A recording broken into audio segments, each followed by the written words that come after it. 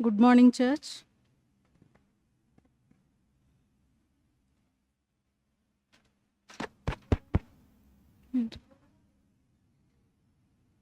Good morning church.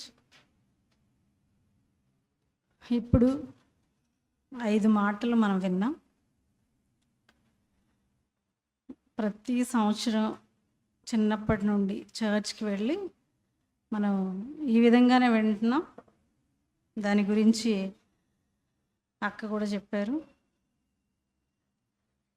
దేవుని యొక్క శిలువ కార్యాన్ని గురించి ప్రతిసారి వినే విధంగా కాకుండా మన చర్చ్ చాలా మంచి మంచి దేవుని యొక్క వాక్యాలని చెప్తున్నారు. చాలా సంతోషం. నిజంగా ఒక్కొక్కరు చెప్తున్నప్పుడు చాలా హ్యాపీ అనిపించింది.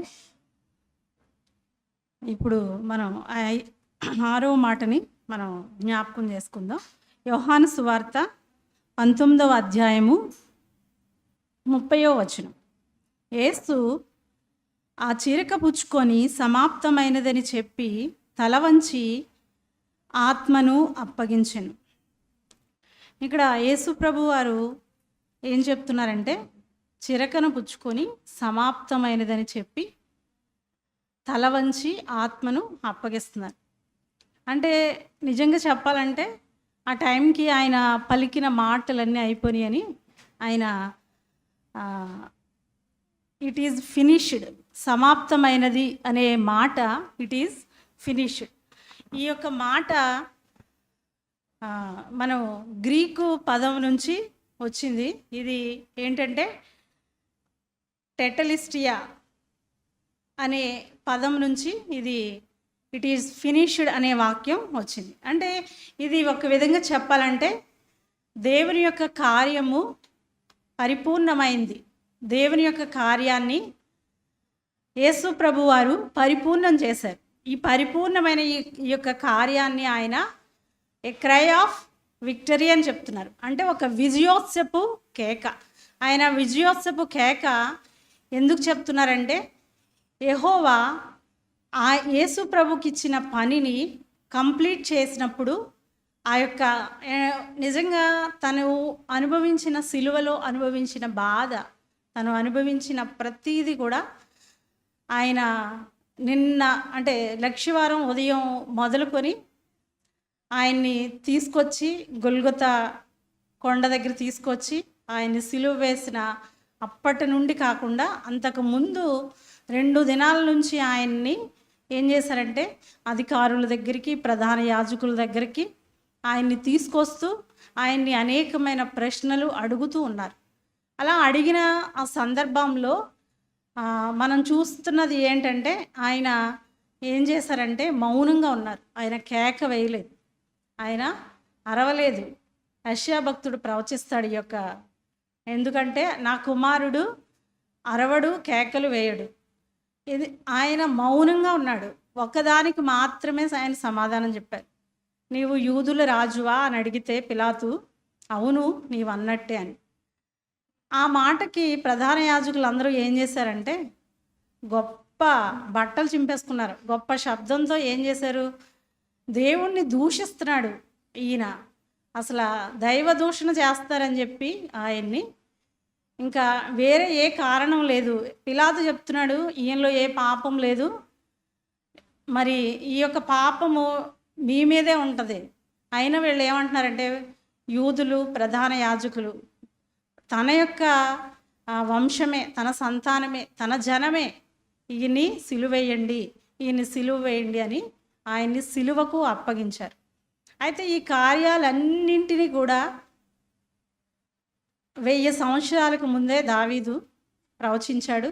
700 సంవత్సరాలకు ముందు యెషయా ప్రవచించాడు. ఆయన 3 గీతాలు కూడా రాస్తారు. యెషయా శ్రమనొందిన సేవకునిగా, సఫరింగ్ సర్వెంట్. ఈ సఫరింగ్ సర్వెంట్ ఏ విధంగా యేసు ప్రభువు తన యొక్క కార్యాలని ఫుల్ఫిల్ చేశాడో మనం యెషయా గ్రంథంలో మనం చూస్తాం. అయితే ఈయన దేవుని యొక్క పనిని ఏ విధంగా కంప్లీట్ చేశాడో, ఫుల్ఫిల్ చేశాడో మనము కొన్ని మాటల ద్వారా మనము చదువుకుందాం.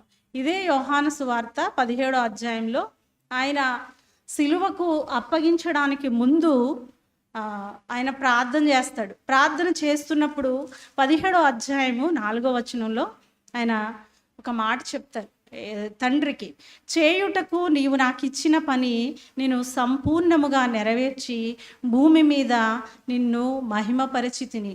హల్లెలూయా.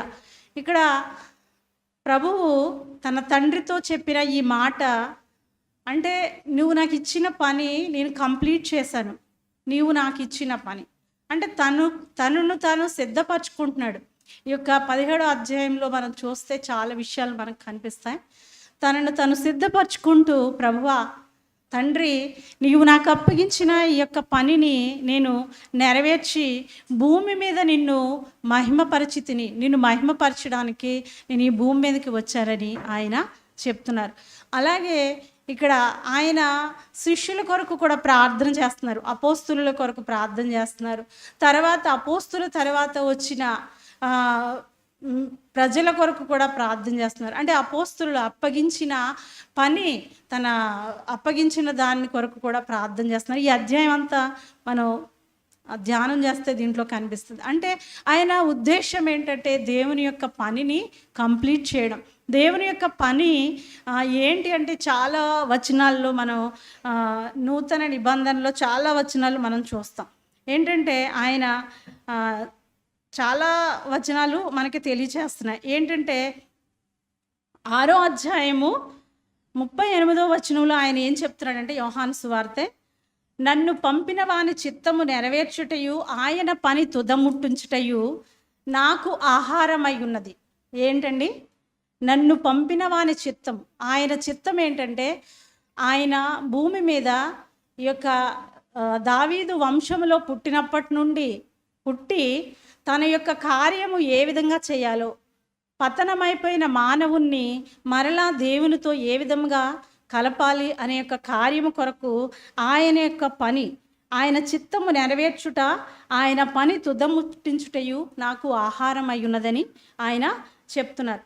అయితే అదే 6:38లో ఇంకొక మాట, లూకాసు వార్త 4:18లో ప్రభువు నా ఆత్మ నా మీద ఉన్నది, బీదలకు సువార్త ప్రకటించుటకై ఆయన నన్ను అభిషేకించెను అని చెప్తున్నా. ఇక్కడ లూకా యెషయా చెప్పిన ప్రవచనాన్ని కోట్ చేస్తున్నాడు. యెషయా ప్రవచించాడు ఏంటంటే, 700 సంవత్సరాలకు పూర్వము తన దేవుని యొక్క కుమారుడు తన యొక్క పని, ఏ విధంగా పనిని కంప్లీట్ చేయాలో ఆయన ప్రవచించాడు. ఏంటంటే ఆ ప్రవచనం బీదలకి సువార్త ప్రకటించడం. ఆ బీదలకు సువార్త ప్రకటించినప్పుడు ఆయన నన్ను గూర్చి ఆయన అభిషేకించాడు, గ్రుడ్డి వారికి చూపునివ్వడానికి, అలాగనే ఆయన రోగులను స్వస్థపరచడానికి, అలాగే హితవస్త్రమును ప్రకటించడానికి నా యొక్క పని అయి ఉన్నదని యెషయా ప్రవచించిన ఈ యొక్క ప్రవచనాన్ని ఇక్కడ లూకా ఇక్కడ కోట్ చేస్తున్నాడు. అలాగే ఇవన్నీ కూడా ఏంటంటే ఆయన కార్యాన్ని ఫుల్ఫిల్ చేయడానికి ఉపయోగించే మాటలు, ప్రవచనాలని ఒక్కసారి ఆయన గుర్తు చేసుకుంటున్నాడు. అయితే ఆయన చెప్పిన మాట ఏంటంటే, మత్తయి సువార్త 5వ అధ్యాయము 17వ వచనంలో ఆయన ఒక మాట చెప్తారు. ఏంటంటే, నేను ఈ యొక్క ధర్మశాస్త్రాన్ని కానీ ప్రవక్తల వచనాల్ని కానీ కొట్టివేయడానికి రాలేదు, వాటిని నేను నెరవేర్చడానికే వచ్చాను. ఎందుకు ధర్మశాస్త్రాన్ని కానీ ప్రవక్తల వచనాల్ని కానీ కొట్టివేయడానికి నేను రాలేదని చెప్తున్నారంటే, ఆయన పాపుల దగ్గరికి వెళ్తున్నారు, రోగులను స్వస్థపరుస్తున్నారు, అవన్నీ కూడా యూదులకి ఇష్టం కావట్లేదు. ఆయన దేవుని యొక్క కుమారుడు, దేవుని యొక్క రాజుగా ఆయన చూస్తున్నారు.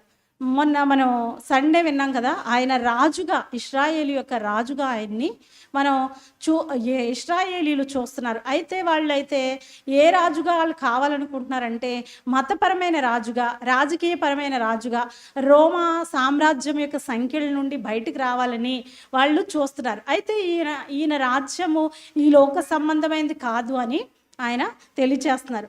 అయితే ఇక్కడ ప్రవక్తల వచనాలని కూడా నేను కొట్టివేయడానికి రాలేదు, నేను వాటిని నెరవేర్చడానికే వచ్చాను. ఏంటి అది నెరవేర్చడం అంటే, ఆయన రోమా పత్రికలో ఆయన 8వ అధ్యాయము 3వ వచనంలో 3 వచనాల్లో మనకి కనబడుతుంది. ఎట్లనగా ధర్మశాస్త్రము దేనిని చేయజాలకపోయేనో దేవుడు దానిని చేశాను. అయితే ఆయన కొట్టివేయడానికి రాలేదు. ధర్మశాస్త్రం ఏం చేస్తుందంటే మన యొక్క పాపాల గురించి, మన యొక్క శాపాల గురించి బలులు అర్పించడానికి ఉపయోగపడుతుంది.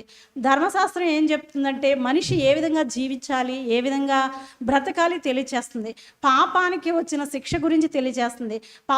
మనిషి పాపం చేస్తే ఆ పాపము నుండి ఆ పాపము కొంతవరకు కప్పి ఉంచడానికి బలులు అర్పించాలని తెలియజేస్తుంది. అయితే దేవుని వాక్యము యేసు ప్రభు ఏ విధంగా వచ్చాడని లేఖనాలు తెలియజేస్తుందంటే, ధర్మశాస్త్రాన్ని ఆయన కొట్టివేయడానికి రాలేదు, నెరవేర్చడానికే వచ్చాడు. గనుక ఆయన ఏంటి నెరవేర్చి ఆయన యొక్క బలి ద్వారా, ఒకే ఒక్క బలి ద్వారా ఆయన 1 యోహాను 3వ అధ్యాయము 5వ వచనంలో వాక్యం ఏ విధంగా ఉందంటే, పాపములను తీసివేయుటకే ఆయన ప్రత్యక్షమాయను. అంటే మన పాపాలని, మన దోషాలని, మన అతిక్రమ క్రియలను తీసివేయడానికే ఆయన ప్రత్యక్షమయ్యాడు. అలాగే ఈ యొక్క లోక పాపాలని మోసుకొని పోవు దేవుని గొర్రెపిల్లగా అని కూడా దేవుని వాక్యము తెలియచేస్తుంది. అయితే యోహాను సువార్త 18వ అధ్యాయము 37వ వచనంలో సత్యమును గూర్చి నేను సాక్ష్యం ఇచ్చుటకు నేను వచ్చి పుట్టి ఉన్నాను అంటే, ఆయన లేఖనాలు నెరవేర్చడానికి ఆయన ఏ రకంగా వచ్చారు, ఆయన మిషన్ ఏంటి, ఆయన యొక్క కార్యం ఏంటి అనేది ఆయన ఖచ్చితంగా ఆయన ప్రతి వాక్యంలో నుండి ఆయన తెలియజేస్తున్నారు. అయితే ఈ యొక్క కార్యము ఆయన ఫుల్ఫిల్ అయింది అనడానికి ఒకే ఒక్కటి ఆధారం ఏంటంటే, ఆయన సిలువలో ఆయన యొక్క కార్యము కంప్లీట్ చేయడం. అదే ఆయన కార్యము కంప్లీట్ చేయడమే మనకి అది ఆయన ప్రాణాన్ని విడిచిపెట్టడంతోనే మనకు రక్షణ అనేది మొదలైంది. అదే మన జీవితానికి గొప్ప విజయోత్సవం అని ఆయన తెలియచేస్తున్నారు.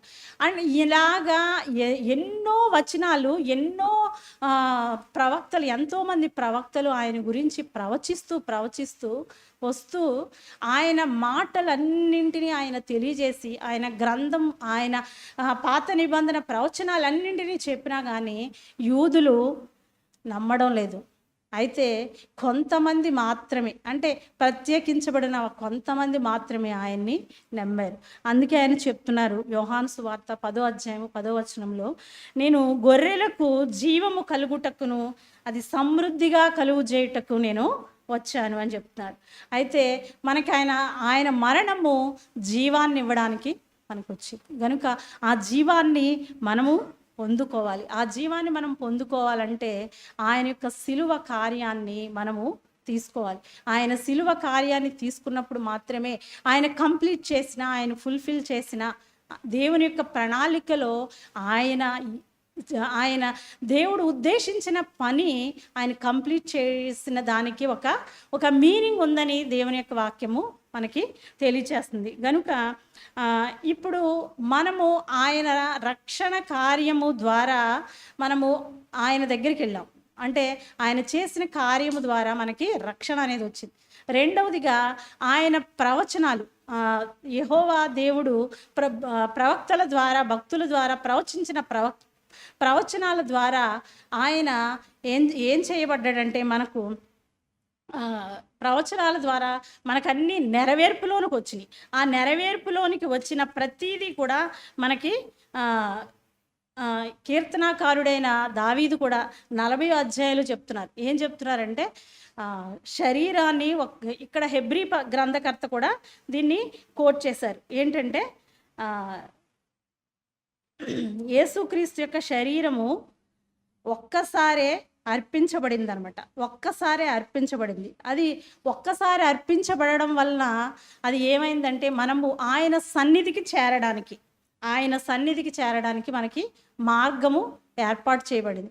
అలాగే ఆ సిలువ కార్యంలో ఆయన ఈ కేక వేసినప్పుడు మనం క్రింద చూస్తే దేవాలయపు తెర పైనుంచి కిందకి చినిగిపోయినట్టు మనం చూస్తాం. దేవాలయపు తెర పైనుంచి క్రిందకి ఆ విధంగా చినిగిపోయిందంటే అర్థం ఏంటంటే, ఇప్పుడు వరకు ప్రధాన యాజకులు బలులు అర్పించే ప్రతి పాపి కొరకు, ప్రతి దోషం కొరకు బలులు అర్పించే ఆ యొక్క సిచ్యువేషను కంప్లీట్ అయ్యి ఏమైందంటే, దేవుని దగ్గరికి మనం వెళ్ళడానికి ఒక మార్గము మనకి తెరవబడింది. అంటే దేవునికి మనుషులకి మధ్యన ఏ వ్యక్తి కూడా లేకుండా దేవుడు ఈ యొక్క కార్యాన్ని మన కొరకు తన కుమారుని ద్వారా చేశాడు.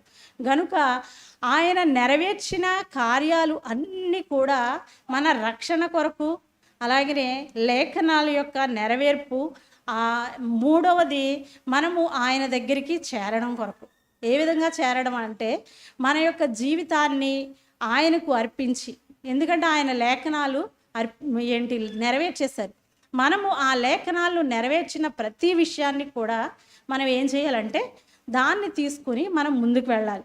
అలాగే చివరిగా ఒక వాక్యాన్ని చదువుకుందాం.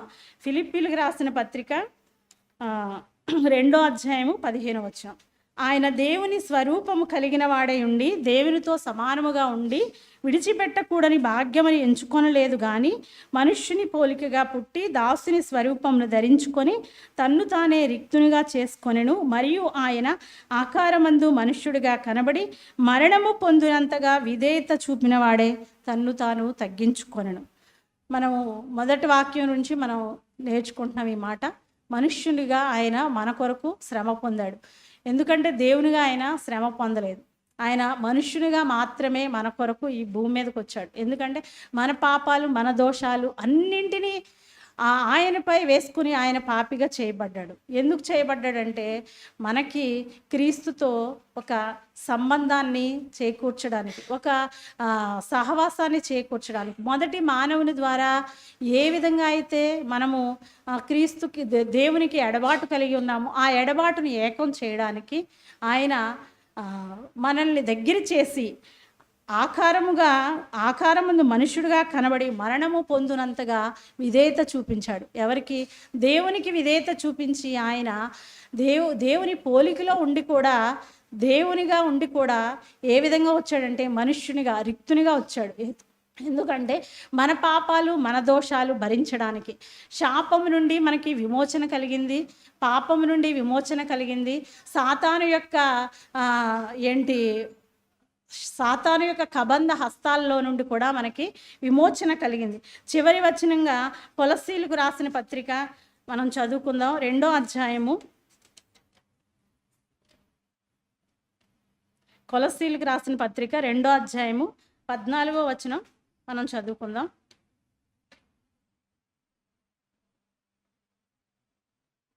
ఎవరైనా మీలో తీసినట్టు. కొలస్సీలకు రాసిన పత్రిక 2వ అధ్యాయం. దేవుడు వ్రాతపూర్వకమైన ఆజ్ఞల వలన మన మీద రుణమునుగాను మనకు విరోధముగాను నుండిన పత్రమును మేకులతో సిలువకు కొట్టి దాని మీద చేవ్రాతను తుడిచివేసి మనకు అడ్డము లేకుండా దానిని ఎత్తివేసి మన అపరాధములన్నింటినీ క్షమించి ఆయనతో కూడా మిమ్మును జీవింపజేశాను. ఆయన ప్రధానులను అధికారులను నిరాయుధులుగా చేసి సిలువ చేత జయోత్సవముతో వారిని పట్టి తెచ్చి బాహాటముగా వేడుకను కనపరిచెను. ఇక్కడ దేవుడు వ్రాతపూర్వకమైన ఆజ్ఞల వలన మన మీద ఏముందంటే రుణముగా ఉంది. ఎందుకంటే మనం చేసిన పాపాల నిమిత్తం, మనం చేసిన అతిక్రమాల నిమిత్తం మనం ఏ విధంగా ఉన్నామంటే, మొదటి ఆదాము చేసిన అవిధేయతను బట్టి మనము కూడా అవిధేయకరమైన పాపాలు చేసి ఉన్నాం. కనుక దానంతటిని కూడా ఏం చేశాడంటే యేసు ప్రభు మేకులతో సిలువకు కొట్టి దాని మీద ఉన్న చేవ్రాతను తుడిచివేసి మనకు అడ్డముగా లేకుండా దానిని ఎత్తివేసి మన అపరాధములన్నింటినీ ఆయనతో కూడా మిమ్మును జీవింపజేశాను. మనల్ని యేసు ప్రభు ఏ విధంగా అయితే జీవించాడో, శిలువ మరణం తరువాత మనల్ని కూడా ఆ విధంగా జీవింపజేసి ఆయన ప్రధానులను అధికారులను నిరాయుధులుగా చేశాడు. ఎందుకు నిరాయుధులుగా చేశారంటే వారందరూ కూడా మేము యేసుని శిలువకు అప్పగించాము, ఈ దూషకుణ్ణి ఈ వంచకుణ్ణి అని వారైతే అన్నారు. అయితే ఇక్కడ శిలువ చేత యేసు ప్రభువు ఏం చేశారంటే జయోత్సవముతో వారిని పట్టి తెచ్చి బాహాటముగా వేడుకకు కనపరిచారు. ఎందుకు జయోత్సవం వచ్చిందంటే ఇది సాతాను అనుకోవచ్చు, ఇది ఫినిష్, ఇది సమాప్తం అయిపోయింది, యేసు ప్రభు మరణించేశాడు అని. కానీ ఇది ఒక జయోత్సాహమైన కేక అని అప్పుడు సాతానుకి తెలియదు. కాబట్టి ఈ యొక్క దేవుడు చేసిన ఈ యొక్క కార్యాన్ని, యేసు ప్రభు శిలువలో చేసిన ఈ కార్యాన్ని, దేవునికి విధేయత చూపిన ఈ యొక్క కార్యాన్ని దేవుడు మనకు అప్పగించాడు. మనం కూడా ఫుల్ఫిల్ చేయాలి. ఎందుకు ఆయన విధేయత చూపినట్టు మనం కూడా ఆయనకు విధేయత చూపించి ఈ యొక్క రక్షణ కార్యంలో మనము కూడా మన వంతు పాత్రని మనము చేయాలని దేవుని యొక్క వాక్యాన్ని బట్టి ఈ యొక్క చిన్న మాటను దేవుడు దీవించి ఆశీర్వదించుగా. ఆమేన్.